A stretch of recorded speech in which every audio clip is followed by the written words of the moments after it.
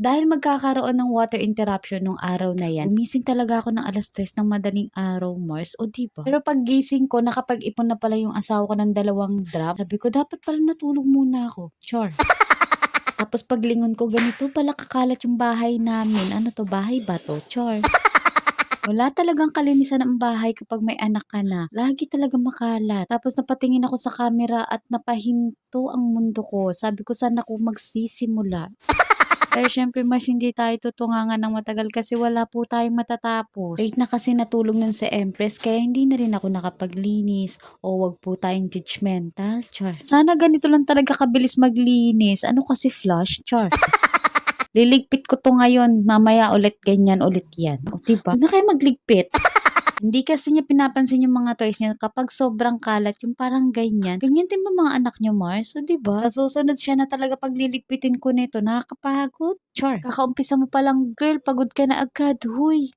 Ang gusto mo maging aesthetic yung bahay niyo pero may taga-kalat ka naman? Char. Kaya wala na tayong magagawa, Mars. Ibali na lang sa ibang bagay yung pagiging aesthetic.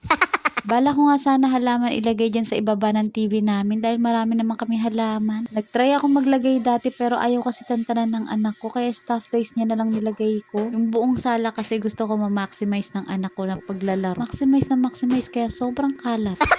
Pero okay lang yan, Mars, kasi hindi naman habang buhay bata sila. Mamimiss din talaga natin yung ganitong kalat pagdating ng araw. For the drama. Char. Kung napansin nyo, wala rin kaming couch. Okay lang, wala naman kami laging bisita. Char. Yung mga damit pala na hiniwalay ko kanina, mga paplansyahin ko yun para hindi araw-araw nagpaplansya. Mga damit kasi yun ng asawa ko for work, kaya kailangan plansyahin. Kung damit ko yun, hindi ko napaplansyahin. Char. Isa lang naman anak namin, pero yung kalat ng bahay namin, pang 10 anak. Anyways, dito naman tayo maglinis sa mesa. May mga leftover palang food kagabi. So, nakalimutan kong iligpit. Kaya yun, naitapon ko na lang tuloy. Naisipan ko na nga rin linisan yung gilid niyan kasi ang tagal ko na rin palang hindi nalinisan. O diba, sobrang dumi na rin. Sinisipag talaga ako maglinis kapag madaling araw kasi tahimik.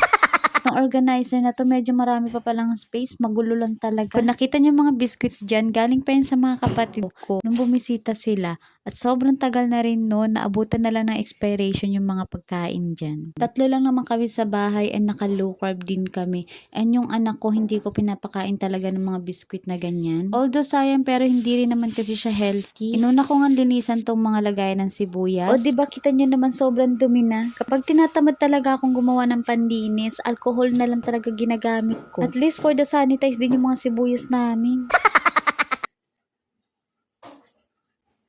Second rack naman yung lilinisan natin dito, Mare. Sobrang favorite ko talaga dati yung Oreo. Nung nag-start akong mag-low carb, kailangan ko talaga siyang i-give up, Mare. Ang ginawa ko, bumili talaga ako ng isang plastic and nilagay ko lang siya dyan para mawala yung cravings ko. And effective naman siya, Mare. O, diba?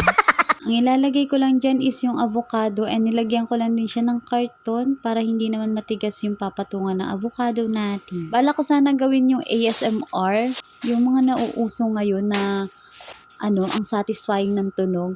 Pero baka madurog yung avocado.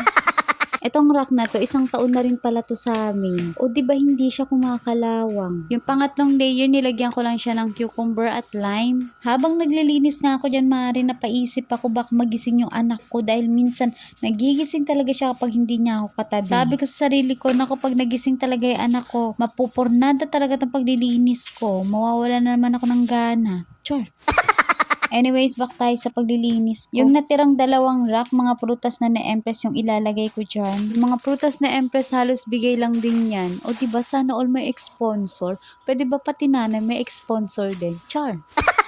Anyways, mga Mare, ito lang pala yung aayusin natin for today's video. Dahil marami pa akong hugasin at maglalaba pa tayo dahil nga mawawalan tayo ng tubig, Mare. Parte na lang, Mare, kasi masyado na mahaba. Bye!